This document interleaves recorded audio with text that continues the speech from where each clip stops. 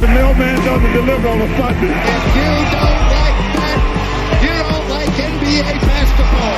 Anthony for three. Bang! J.R. Smith! We just saw men fly. LeBron James with no regard for human life. Cleveland! This is for you! What's up, everybody? Welcome back to another episode of Coast to Coast. It's been a week since we last seen you, but thank you guys for tuning in. Happy Thanksgiving to everybody. Happy holidays. Hope everyone's having a safe and happy holiday season. And Ronan, it's good to see you as well. It's been a couple weeks. Today, we're going to be talking about the East. We're going to stay on the East side of things. We're going to be talking a little bit about our Cavs. We'll do a little check-in with the Bucks. Apparently, Ronan has we can't leave them alone. We're also going to talk about one of the most impressive teams in the East, the Detroit Pistons. They're setting records out here. And we're going to stop by one of our favorite teams that we talked about in the offseason, the Orlando Magic. But first and foremost, my friend, it's good to see you. How you doing? I'm good, man. I'm good. I'm excited for what we have to talk about tonight. Obviously, really buzzing to talk about the amazing Detroit Pistons. No, I'm messing. Really excited to talk about the Magic. Have a look into what's made them so good this year. Obviously, I have my little rant about the Bucks, but yeah, no, I'm looking forward to it. It's been fun watching basketball over the last while. There's a few interesting things, especially in the Eastern Conference. Yeah. Well, first and foremost, actually, this is a very important question that goes beyond basketball. You had your first American Thanksgiving, I believe. I did. What are your thoughts on the absurd amount of food, the ridiculous amount of sides, the naps? Is it all the same? Is it different? Are you impressed? Are you disgusted? I mean, yeah, obviously it's cool. I love my food, so it's nice to have this sort of meal in November and not have to wait all the way till December for it. Okay, are you a turkey guy? I like my turkey, yeah. Oh yeah, I'm an everything guy. Okay, good man. All right, that is a very controversial topic here. But anyways, one controversial topic, and we'll start off positive. One controversial topic in the offseason was me and you talking about the Magic. And I have to remind everybody, I wasn't sure how on board you were. Like, you were a little wishy-washy. Have they proven to you that they are the real deal? 9 wins straight. I mean, they definitely have proven that they're top of that list that I did, and not the Indiana Pacers what was it, teams that will break their playoff hoodoo. They should have been top. You made that point when we did it, and it looks as though that you were right. I mean, the Magic have won 9 straight. They've tied a franchise record. They can break that tonight if they beat the Brooklyn Nets.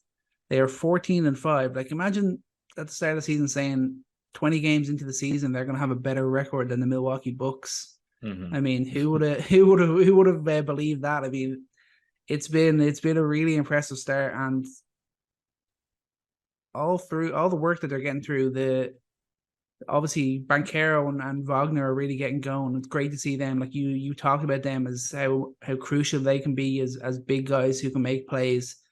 And then the importance of Jalen Suggs. I think he's really been a catalyst, especially on the defensive end for them. And that's why they've got the second best defensive rating in the league, which just seems crazy. Yeah, their defense is insane.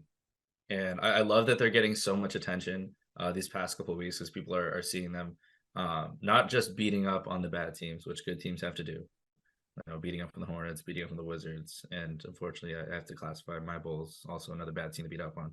But really making problems for the Celtics. And they've done this the past couple of seasons now, that the Celtics have not been able to get a win on the Magic. And they feel like trap games last year. But this year, now that there's a new perspective, like, they're just a really hard team to score on. I mean, you look at all the size they have everywhere, all the switchability, and like just the identity of these players. Like, you look at Suggs, you look at Fultz, look at Anthony Black, a rookie that you throw in there when you have an injury.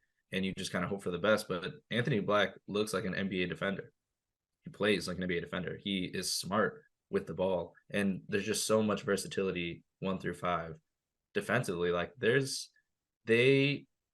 I'm curious if you feel the same about this, but the way they've played defense doesn't feel fluky. It's not like they're creating a ton of turnovers and overplaying themselves. It just feels very steady. Like, they're always in the right position. They're always making the right rotation, making the right read. And they are incredibly disruptive, but it's not like they're overdoing it. And it feels like it's something that will sustain itself throughout the season. I think that the Magic have arrived at a top 5 defensive formula. And I don't think that's really going to go anywhere.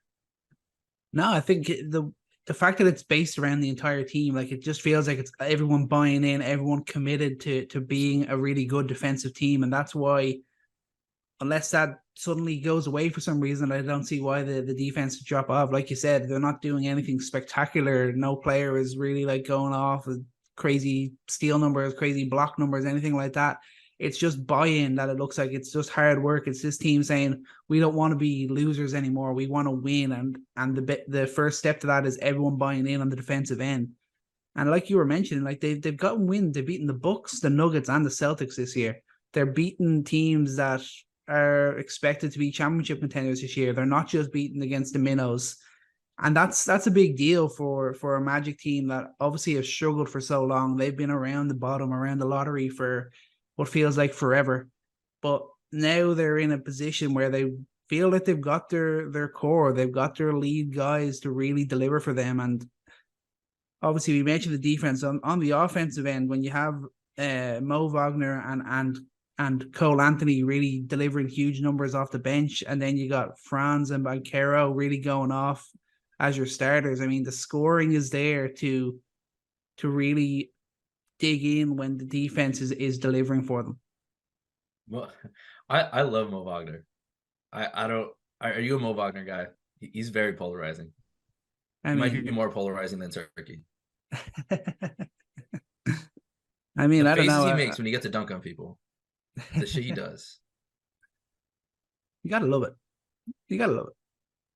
Like, I think he is one of like the most like pesky guy. Like, if you're a starter and you just got to the bench, you're watching a bench to play out there, and you just watch Mo Wagner like hit a three, flex on the crowd, like he's just spitting everywhere. Like he's the kind of guy you need. But no, their bench unit has been great. And I think offensively, just talking about like how they've been scoring, I thought that, you know, an improvement here would have come from, you know, them getting more shooting out of Gary Harris, or maybe Jalen Suggs finds his rhythm being like a very consistent 3-pointer. He's been better, but you know, they've just been elite inside. They've been top 5 in the league and getting to the rim, and the top 2 team in free throw rate. Second to, of course, basically Joel Embiid himself. And that's something that's also sustainable. Like there's not a lot of shooting luck. They have had, I will say, some shooting luck over the past 9 games. 38% from 3 for them, I don't think is going to last, especially given that their shooting rate is bottom 2 in the league. They're still not creating enough, and that's one thing that they need improvement on. But the fact is, they're able to, and this is what you have when you have a ton of big wings. You flip it around the court, and they just keep getting downhill. They keep finding their range right there. And I wonder if that will sustain itself in the playoffs. But I think that's a great conversation to start having. Is, you know, the Magic now are a team that, as you watch them in the regular season, it's not like, oh wow, this is great, look how much better they are. It's like, no, let's think about, you know, where will they take this when they inevitably are going to be in the playoffs? Because I don't think defense is not going away. The interior scoring is not going away. The ball movement, the buy-in overall, the culture that Jamal Mosley's fixed up here, like that is something that will sustain itself. And will they have, you know, what it takes to evolve over the course of the season to go into the playoffs? But the fact that we're talking about that now in December 2nd, that's insane to me. Like they've made a jump that I think I expected, but not this early. And it's pretty cool to see. Yeah, no, it's been obviously really impressive. I mean, one thing that we know is going to sustain is Paolo Banchero shooting 46% from 3. That is if he's anything, if he only drops off by 10% before the end of the season, that's a huge jump for him. It's interesting. The Magic are it's just cool to see one of these teams finally coming out of the doldrums. Like we've seen with a couple of the other teams that are still right down there and sucking ass. But the Magic have drafted well. They've created a culture, and now they look like they're really ready to actually put together a winning season, and not just a winning season, a season that should ultimately end with them being in the playoffs. Yeah, absolutely. And I want to correct myself a little bit, because I was talking about Jalen Suggs, and he had a bad start, but now after these past 9 games, he's lifted his 3-point percentage to 37%. And if he's hanging out there on 4.5 attempts, like that's just talking about shooting. That's something to really really think about where he goes. Paolo is not going to stay there. No. His shot still seems a little bit slow, and he's still like a little bit. But this is something like that I think will change. I do think that he'll start taking more threes, and guys are just giving him and Franz space. The one thing that I'm surprised about is how inefficient Franz has been from the perimeter. Only shooting 31.6% right now from three. He's taking the most threes. I think that'll level out a bit. I expect him to be a much better shooter than this. And teams are giving them space. Like, they realize that their best tool is going downhill, and you can't stop. If Paolo gets a step on you, he's too strong. If Franz gets a step on you, he's too good at just getting to his floater. He's got really good footwork, just getting around smaller guys. And just the way they look to against the Celtics, that's one thing that's super encouraging, is that they can do this against a team that's just as big as them, because they got that much skill and that much strength. But once they start really punishing guys who are leaving them open from three, I think it starts to open up a lot more.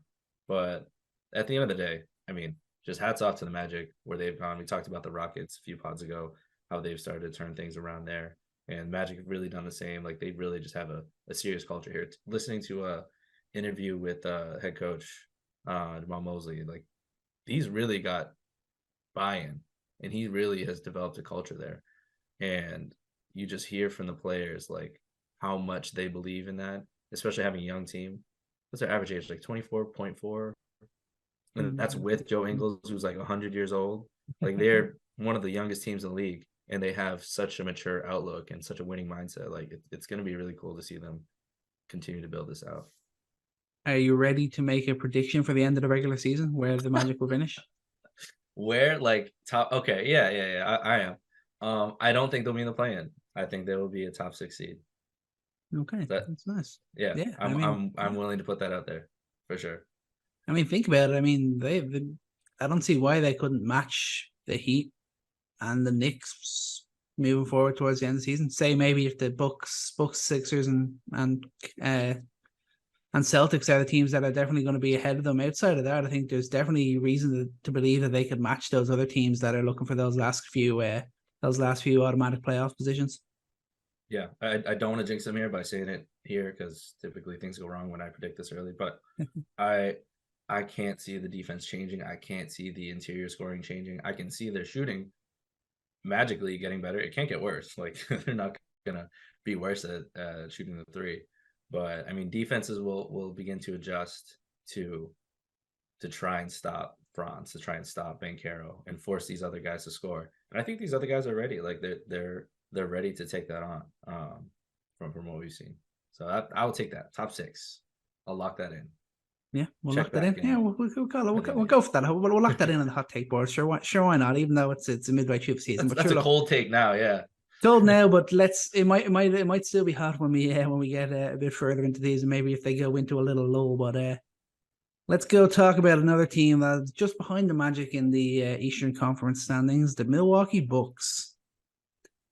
Something about them, that game the other night just ate away at me, watching them lose that game to the Bulls without Zach LaVine and without DeMar DeRozan, and somehow Milwaukee doesn't come out with the win.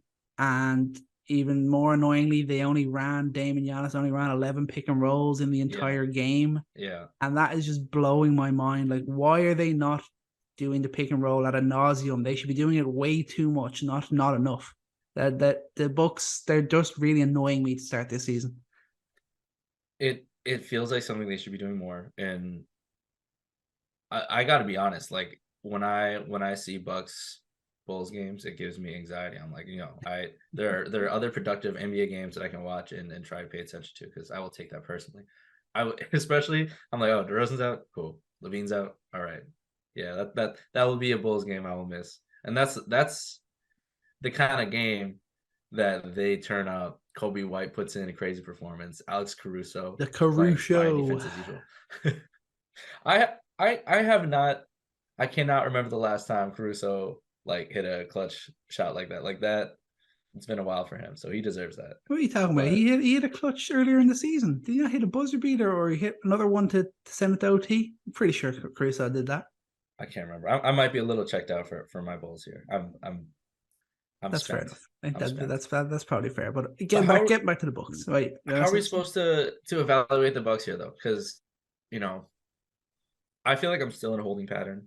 I feel like it's going to take time for things to work out, because you even look at how Dame is playing with these guys, and the rhythm is still developing. It's not 100% there. So I feel like we're still holding them to the standard of looking like a championship team, and it's not there yet, for sure. If we're holding them to a standard of a very good team trying to like figure things out, does that adjust your perception at all? Not really. I can't look at them as a team like that. A team that has Damian Lillard and Giannis Antetokounmpo. No, I'm not going to look at a team trying to figure it out. Fair. The big thing that I'm seeing is, obviously I mentioned like the pick and rolls, that's annoying me, but the lack of buy-in from Damian Lillard on the defensive end is a worry. It's not just that he's never going to be a great defender. Yeah, I get that. He's never going to be Drew Holiday, obviously not. But it's just, there's just no want or no real extra effort, which you have to have if you want to succeed in the playoffs. Like he can't just do that. He can't just play willy-nilly like he did with the Blazers, and all he has to do is score 40, and everyone will just think he's great. If he wants to be part of a championship team, he wants to really succeed with this Milwaukee team, he has to buy in defensively. Whether that's the coach not demanding enough from him, whether that's on his side of things, that's one thing that's very noticeable early on, and something that would concern me until I see a change. Can the Bucks win a championship if they're not a top 7 defense? Yeah, no. I think they're like, especially going up against the Celtics and going up against the Nuggets, they like, the defense needs to be there. I will say that if Dame and Giannis are at peak level like we expected when this trade went down, then they've got a chance. But for the most part, I'd probably say no. Can the Bucks have a top 7 defense with Damian Lillard and Malik Beasley in the starting lineup? I think they could get to that level. I think maybe not in the regular season. I think that's something that could be delivered on in the playoffs. I think if there's buy-in is a big thing, like we're talking about with the Magic. Like, buying in is an important part of being a good defender, and that's something that we just don't see, especially from Dame. And if he just committed, he just wants to work hard, he just does the little things, does the basics, doesn't let guys get easy layups, runs back hard on turnovers and little things like that, that'd make a difference for the Bucks. I would say we have to look at them a little differently, maybe, because I think we've known them as just a juggernaut defensively, and then Giannis figures things out on the offensive end. You got a little magic from Chris Middleton, the mid post, the crazy shots he takes, and then you got a little bit of the spacing that they created with the shooters around Giannis, and that all just kind of eventually made things work. Got a little bit of Drew here and there, but I think now it's like you have this burgeoning offensive super unit with the best driver in the league in Giannis. Like, him getting to the bucket, that is the best offense in the paint. Dame is shooting from the perimeter, and this is now producing some of the best offense the Bucks has seen ever. I mean, right now they're 6th in offensive rating, and you see when the pick and roll works, when Dame is allowed to get downhill and there's so much space in front of him, and then you can start to spray around, like, that creates such good offense. And there's so many opportunities now to attack mismatches there when defense is scrambling. Giannis attacking a scrambling defense is just a nightmare. And maybe we have to look at them from the lens of, all right, like we said, they're not going to be a top 7 defense. Can they be an average? Can Dame just try hard enough, and then can Beasley, not take some possessions off? Because when he plays defense, like, he's not a bad defender, he's a fine defender. But where's the buy-in there for sure? And can they get to like 12th, 13th? Can you be an average defense and then turn things up, shrink the floor in the playoffs? You have Giannis, you have Brook Lopez, you have 2 of the best interior defenders, rim protectors in the league.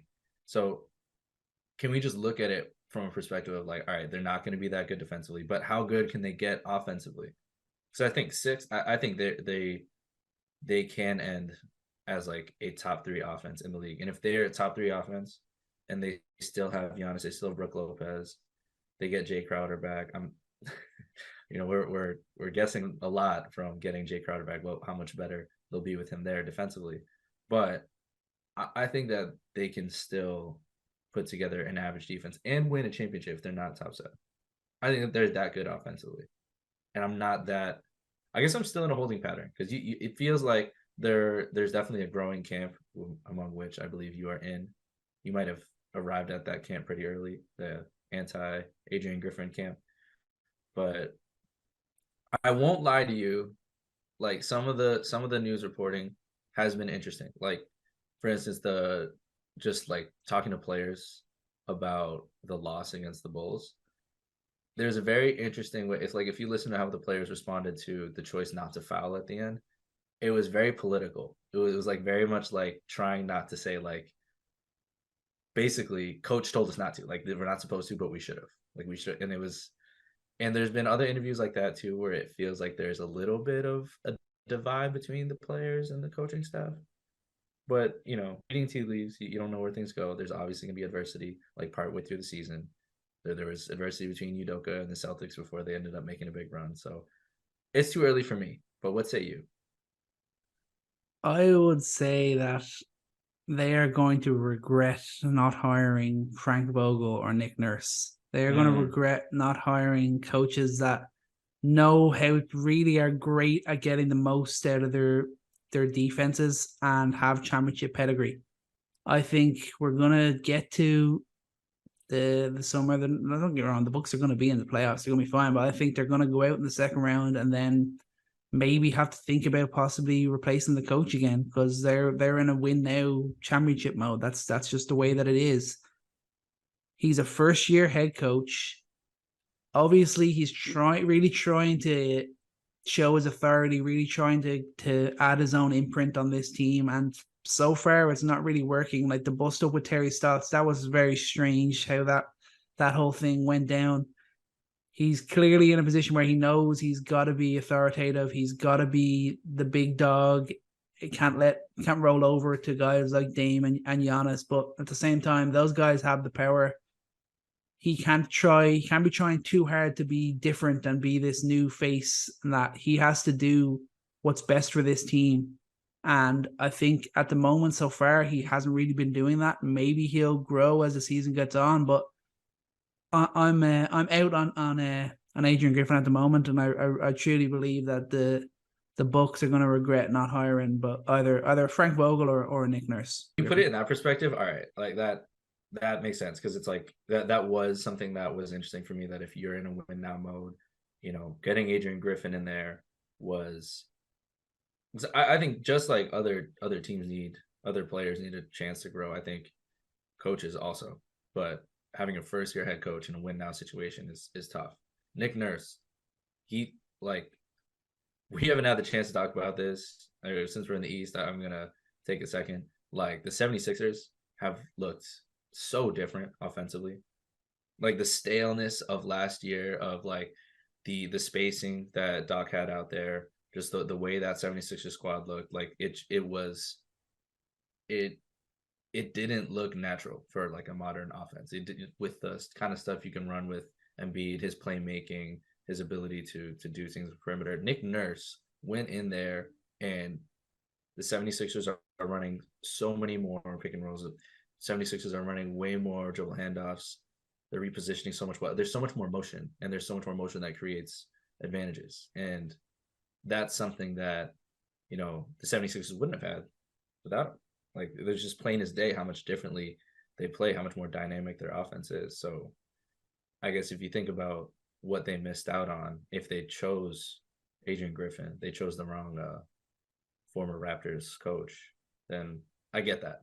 And especially I think the Terry Stotts thing was super, super underreported. Like, Terry Stotts knows Damian Lillard. Terry Stotts and Damian Lillard led the league's top 3 offense for 5 years. And you lose him, you lose that leadership, you lose that offensive mind. That was a huge loss for sure. So I don't know. I'm still patient, but I see the warning signs. I definitely get it. I think they're a different beast to be evaluated. I'm gonna evaluate them more on the offense, and I think keeping in mind the pick and rolls for sure, like that's an important thing to track. Is like, are they getting into the type of offense that's going to produce the best results for this team? Can they get into that, or are teams able to just disrupt it and they're not able to really take advantage of having Dame and Giannis out there? And like one of the funny thing is like it's the games that they've lost is kind of a big thing. Like I mentioned, that Bulls game, like that was obviously a shocking game for this Milwaukee Bucks team to lose. They've also lost to both the Hawks and the Pacers, who are two of the worst defensive teams in a lot of cases in the league, and the Bucks still didn't have enough to get the job done. It's those little kind of things that have you worried. Don't get me wrong, they could, another month from now, they could easily go on like a 10-12 game win streak. That could definitely happen, and I'll have a foot in my mouth then. I won't be able to talk about this, but yeah, it's been a bit concerning, just the teams they have lost to so far. I'm thinking about the Raptors too. Like the Raptors were in a streak of terrible offense, and it was playing the Bucks was like a breath of fresh air. They scored 130 points. The worst half court offense in the league scored that, and they definitely are putting together signature losses in terms of the kind of teams that they're losing to. Not that those are bad teams, but teams that they should be beating and not losing badly to. Like, so that's what happens if you have a bad defense, for sure. Like you are going to lose some bad games. We've seen that from the Pacers, but we shouldn't be speaking about those two teams in the same breath. So point taken. I guess I have to lock it in. I'll lock it in. You locked in about the Magic. I'll lock in about the Bucks. They will regret hiring Adrian Griffin. I'll lock that in. Well, who's going to tell you that they regret it? I'm going to know. Objective. I'm going to know. You got to give me some sort of. Are you locking in the Bucks will not make the finals this year? Yes. Okay, cool. There's an objective way to measure that. We'll remember this as Dame and Giannis are. It's on the big board now, baby. Should we avoid the Pistons for now, or do we have to just get it? Do we eat our vegetables? You've been avoiding our vegetables. No, we'll avoid them for now. We'll go in. We're only going to talk about them briefly. So let's finish out with our last in-depth piece, which is the Cleveland Cavaliers, and then we'll get into the Pistons and a few other small bits from around the league after that. Let's do it. I am not that worried about the Cavs. That's how I'll start off. Are you that worried about the Cavs? No. Some people are that worried about the Cavs. I was a bit worried just off the few games that I've watched them play, but looking into them, watching some tape, looking at things from a bit of a broader lens has made me in the same boat as you. I'm not too worried about the Cavs anymore. Yeah, like I like you open up the news, you just start reading about the Cavs, and it's like everyone's freaking out. Like, is JB Bickerstaff done? Like, okay, they're pretty close to 500. They should be better. They've had some bad games for sure, but they've also been injured. They haven't had enough time to have everyone on the court together. But we do have enough data to like look at what these lineups have looked like, and specifically looking at a couple different things. Because I think one legitimate concern that I think we should bring out, is are some of the flaws that we see on the court, are those symptoms of an imperfect roster construction? In the same light that we looked at, the Timberwolves, and when we were worried in the past about the Gobert and Karl Anthony Towns pairing, which seems like they've put that to bed. They're staying in the East, so we won't go off on that. But Kat, I'm sorry. Let's put that out there. But I do want to start off thinking about that, because it feels at times that one thing that constantly holds them back is Mobley and Jared Allen on the floor. Like, they do so many good things that they kind of like average it out. The times when the spacing is really terrible, then the next play down, there's a big-to-big pass, and Mobley has a lob, and then he lobs it up to Allen, and it looks great. And then there are other times where Mitchell's like has a tremendous move at the perimeter, starts getting downhill, and Allen's in the dunker spot, and Mobley's right next to him, and there's three bigs there, and Mitchell can't get a shot off. And there's so many moments like that where it's like, okay, how do they balance this out? Because your best players have to be on the floor, right? And Jared Allen and Mobley are tremendously good players. So, I mean, is there a scenario eventually where they can maximize what they get from the whole team with both Mobley and Allen there? I guess is my existential question for the Cavs. Yeah, it's a tough one, and like you said, like it is so tough with Allen and Mobley because they've obviously had been crucial to like two of the Cavs' biggest wins this year, which against the 76ers and against the Nuggets. Like having Mobley and Allen there was a key part to getting those W's. But I think your point stand. It's tough to. That's why I think the rumors are still around that maybe Mitchell isn't willing to stick with Cleveland full time. Because I think he maybe thinks he's not getting the best out of himself because of the two bigs in the lineup. But at the same time, I know it didn't work out obviously last year in the playoffs. Obviously, Allen really struggled, and we still haven't really seen that shot develop in any sort of way for Mobley, which is obviously the big question mark against him. But it would be really tough to split that up and still believe that they can be as good of a team as we saw them to be last year, I think.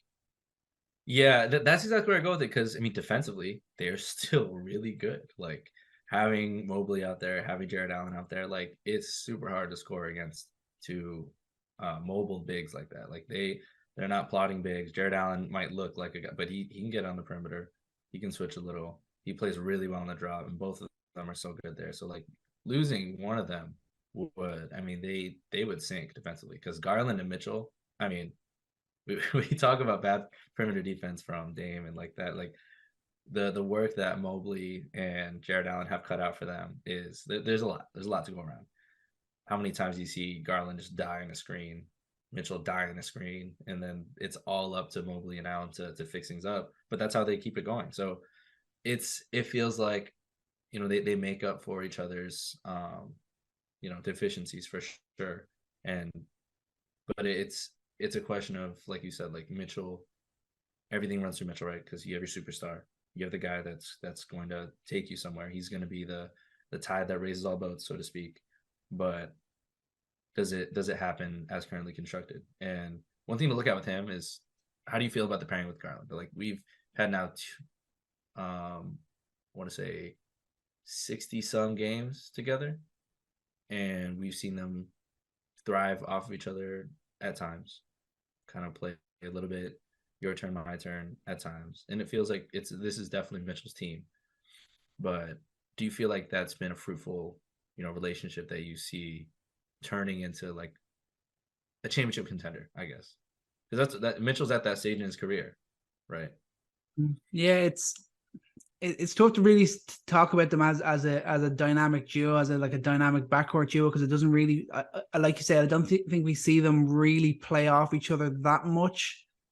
But at the same time, them coming together got them to the got them to the playoffs last year, got them to the fourth seed in the East, which was a massive improvement on what they've been, where they've been since LeBron had left Cleveland. So the improvement is definitely there. I think it'd probably be after this season, next summer, it will be a big summer for the Cavs to maybe sit down and have a look and see what moves could possibly be made. Because if they were to stagnate then this year, then you'd really kind of look at and thinking there has to be a major change, which it is possible to see them stagnating, especially with some of the other teams that are rising and performing so far this year. But I still like them as a duo. I think they'll improve this year. I think shooting look has been difficult for them. Mitchell, Garland both shooting 34%. Caris LeVert shooting 31%. Their percentages were 39, 41, and 39 last year. So taking that sort of hit is gonna hurt the team. If they get back up to a more realistic level, that's gonna be a big plus for them. I think Strus has been a good addition. They need George Niang to really start hitting his threes more efficiently. That's what he's there for. Last 9 games, he's been up to 45%. Like he's come back on, and that's one thing that's encouraging is Niang getting there. Yeah, I think there's still a lot to like about this Cavs team. There's still a lot of areas where they can improve, even just on this season. I think though this is really it is a tester year for them to really figure out what they've got. And then after this season, depending on what way it goes, they'll look back and see what changes do we need to make to really find a way to really compete with these top dogs in the East. Yeah, and I agree with that there's no panic necessarily, but I think that considering all the talent you have on this team and considering the potential, so I think the potential is there, and I mean you can see it too. Like the secondary unit with Mobley at center, surrounded by Mitchell, Strus, LeVert, and Niang, that has been the second best lineup offensively in the league outside of the Pacers, who, I mean, they play some alien offense. I don't know how they do what they do, but they had a true shooting percentage of 70%. I mean, the spacing that they create and the playmaking that you get with Mobley and surrounded with shooters, that's kind of an alternate universe of this team that I think about. I think about a situation where you have Mobley, who is becoming a lot more confident inside. He's not there yet, but he's getting to the point where, he is able to play and make from there. He is able to take advantage of some smaller matchups. And as a playmaker, he's a guy that you surround him with Mitchell, with Garland, with another shooter. And if he had someone at the 4 who maybe complemented him better as a 3-point shooter, because I think right now, I'm realizing that Mobley's never going to shoot. Yeah, he's not. Like he's getting a little bit more touch from the mid range, but like if he were to become like a 3-pointers a game player, that would, like, I'll say sorry, but like it just doesn't seem like he's going to shoot. His release is still kind of slow. I don't think he'll ever get there. Question for you: Would Tobias Harris be a guy that the Cavs should go after? What? Pause. Why? Like, would he not count as a 4 that could complement Mobley a bit more as a shooter? Yes, but I mean, all right, Tobias Harris has done tremendous things this year to really turn things around. And again, thanks Nick Nurse. Nick Nurse is actually using players a little more intuitively. But I mean, yeah, I mean, sure. Why Tobias? It's just the price tag. My mind. I was just kind of thinking the price tag. I was thinking of like realistic kind of 4s that are solid defensively and can deliver from 3. The Tobias Harris just came into my head for some reason. Yeah, I mean, even having like lineups. I know he's up for grabs next summer as well. So. Yeah, up for. I wonder what that's gonna be the biggest pay cut of all time for him. Mm-hmm. Oh yeah. But he's played excellent this year. I gotta give him a shout out.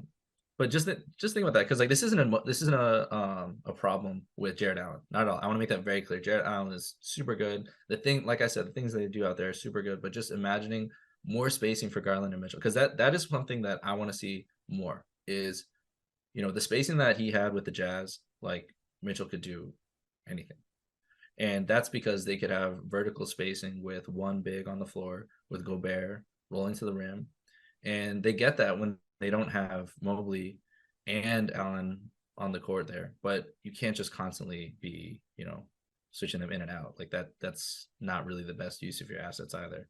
So if they do end the season, like another first round exit, that would obviously, I think, lead to some questions about the future of these guys. But I do want to confirm though for Garland that Garland's fine. Anyone fan, like, he's fine. He's had some injuries. He's not shooting as efficiently. But if you look at the sample size of 69 games with him and Mitchell, like, his stats are pretty much the same. Like, he scores a couple more points with him off. His shooting percentage is still the same. And I don't think we're really worried about that pairing. It's more so just, can they maximize the spacing? Can they maximize what they do on offense without sacrificing too much defense? And that's I think that'll be the wrap for them by the end of the season. Do you think they're a 500 team at the end of the year? They'd be above. They should be. I'm going to say at least 5 games above 500 before the end of the year. Given the quality of other teams, they should be comfortably above 500, right? Okay. Are they in the plan? No, I think they'll edge into the playoffs. I still like as much as I know my hot take was the Pacers, I would still believe that the Cavs have enough to be above the Pacers, possibly be above or match the Heat same again with the Knicks and even the Magic. And the Magic are going to expect a lull. Like there's a lot of question marks. There's a lot of ways the Eastern Conference could go. Just like the Western Conference, it's a great time in basketball. It's very competitive. That's interesting.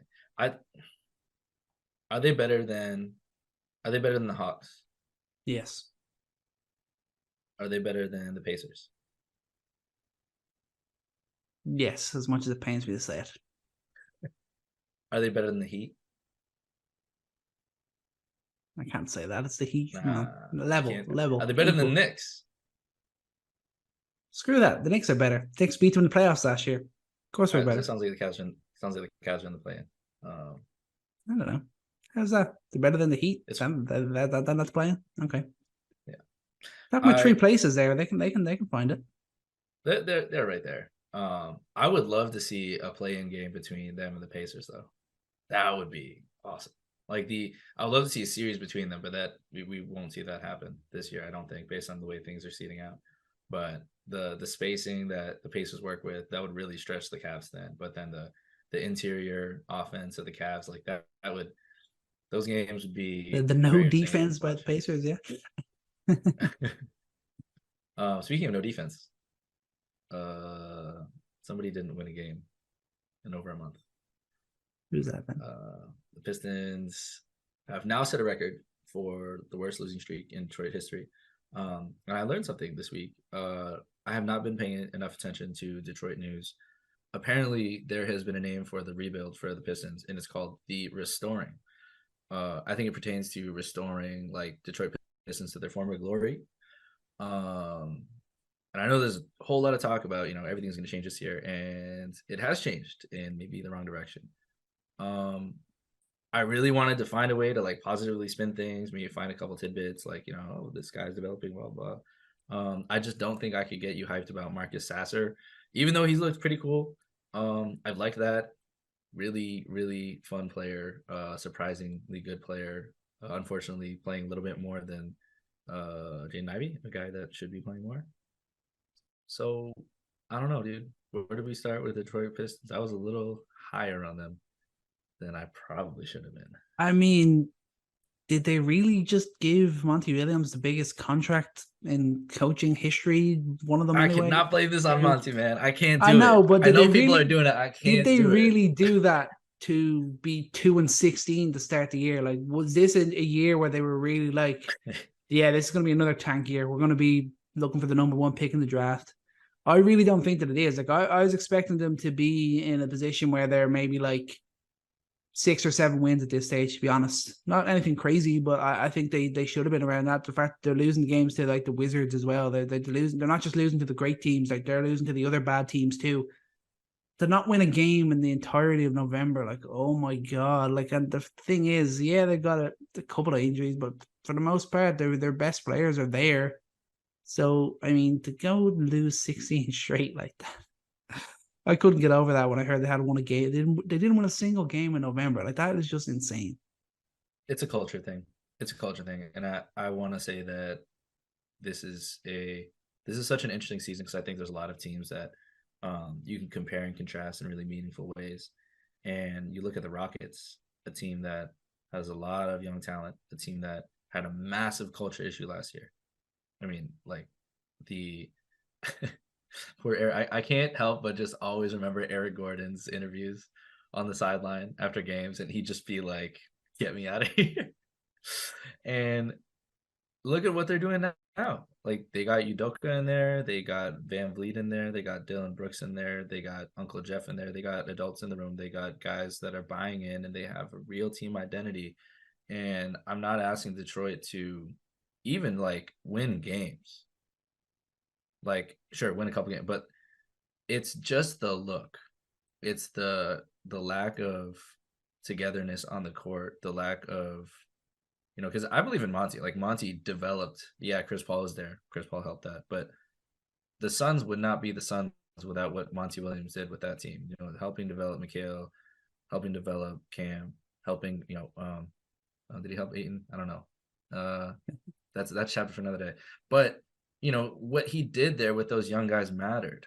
And I can't believe that it's his fault. I don't know, because it doesn't seem like there's a real buy-in on the court. The effort's not really there. The intuitive, the sets that they're running aren't organized. Like it's just not good basketball when you watch it. And this is why I've only watched a few quarters of Detroit basketball, but it's just bad.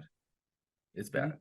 And they deserve the closer look later, but I can't find there isn't much more to say. Like it's just awful. They are looking like one of the worst teams in the history of the NBA, based off the fact that they shouldn't have been ultra tanking this year like they are. They should have been in a position where they were close to winning 6 or 7 games this year to start off this year. Obviously not one of the best teams in the East. No, not getting to that level, but they should have been right in the outskirts of the play-in right now, not completely tanking for. They must think Wembanyama is still in the draft or something crazy like that. Hey. But funny stat about it. 2 years ago, Monty Williams led the Suns to only wins in November, and now this year he's leading the Pistons to only losses in November. When do we start to criticize Cade? Soon. I mean, he's your guy. You go right ahead. Like you want to criticize him? Nah, not yet. Okay. Not yet. Well, we'll give him a pass for a little while. Will we? But I'll put it this way. And can we do some fast break? Cool. We got time for fast break. All right, we'll start it off. We'll transition here. 2021 draft. Cade Cunningham, pick number 1 overall. Very obvious pick. Next Jason Tatum / Doncic, whatever. Would you take him or Scotty Barnes? And right now, you're going Scotty Barnes. Scotty Barnes is big with play making, score the ball, and contribute a lot more. But like this time last year, I wouldn't have said that. Cool. Would you take him or Evan Mobley? I'd still take him. I think he has more of a ceiling to really be a leader of a team. Okay. Would you take him or Jalen Green? Him. Still him. Jalen Green hasn't shown enough yet. Okay. Would you take him or Franz Wagner?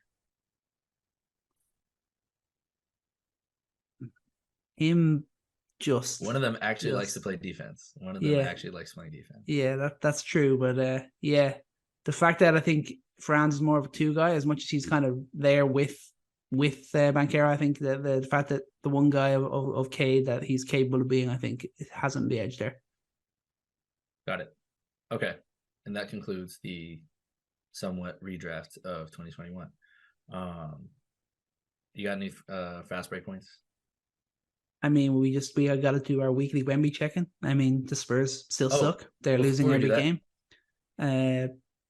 Obviously, Wemby's still playing solidly. Obviously, missed last night's game due to injury. Well, maybe not injury. Hopefully, just a bit of soreness. So hopefully, he'll be back soon. But yeah, still doing solid things, blocking like a machine. I think over the last week, he had more blocks than like 4 or 5 teams or something crazy like that, which is pretty funny. But yeah, he's still just doing really somewhat normal things, somewhat special things, somewhere in the middle there. Okay. I'm gonna ask you this: who's a better player statistically? Player A, who scores 18 points per game, grabs 8 rebounds, getting 2.1 blocks, shooting 54% from the floor and 41% from 3. Or player B, is averaging 19 points per game, 10 rebounds, 2.7 blocks, and shooting 44% from the floor and 27% from 3. Player A or player B? Player A, Chet, baby. Come on. But I thought he had no chance to win Rookie of the Year. I never said weird. That. What? We both said that. Whoa, I said Chet was going to push him close. I said that, man. But you said he was going to push him out, but it's not. We had I'm not taking that. I'm not taking that out. I was happy to give Chet his flowers before the start of the season. Couple more. Who will have the best defense by the end of the year? T-Wolves, Celtics, or Magic? T-Wolves. They'll find a way to be the healthiest somehow. Who wins 7-game series? The Magic against the Heat. The Heat. I still have to say Jimmy. Jimmy will just step up. Okay. And do you want to know something funny that I actually researched? Funny thing, Jimmy Butler is 42nd overall in playoff points and 187th in regular season points. I believe that. I believe Crazy, that isn't it? 100%. 100%. And that's all I got featuring our Magic quick points. And we've now admitted Chet is better than Wemby. You said it yourself. Player A is better than player B. Right there, yeah, right now he is. Simple. That's the way it is. Moving forward, maybe not, but there's a battle there. There's a battle to be had there. That's a new rivalry we're going to see. It's going to be the next Bill Russell, Wilt Chamberlain there, yeah. I just can't believe how good both of them are. And they're both on my fantasy team. That's why I just have to talk about that. But we'll get back to the West. We'll have a little more time to talk about Chet. But in the East, man, things are tight. I mean, just closing on thinking about the East, like the amount of teams that have shown things, like even the Hawks, like the Hawks have had their moments where it's like, okay, I think they're ready to come back. There are things. Trey all of a sudden can shoot the three again. That's a thing. And seeing what we've seen from the 76ers, like they're a force to be reckoned with, like how they've developed over the season. You know, Nick Nurse, what he's done to transform this offense. And, you know, everyone who's saying that your boy is cooling off, I think Tyrese Maxey he's still going to be an all-star level player end of the year. Like there's a lot of talent here. Who knows if the Raptors end up making a move, but I think the Eastern Conference, this is my last fast break point. Do you think the Eastern Conference is more competitive than the West? Ooh. It's closer than I thought it would be. That's how I would say it. I think we were before the season. It was like, oh, West is going to be ultra competitive, so close. But the East is kind of right there with it. I mean, you could make the argument for 7-8 teams that are playing like they want to be in the top 6 and maybe should be in there, and probably the same at West. Yeah, I mean, you look at the West, like Spurs, Grizzlies, Jazz, Blazers. Those are 4 teams that are just not going to be competitive by the end of the year.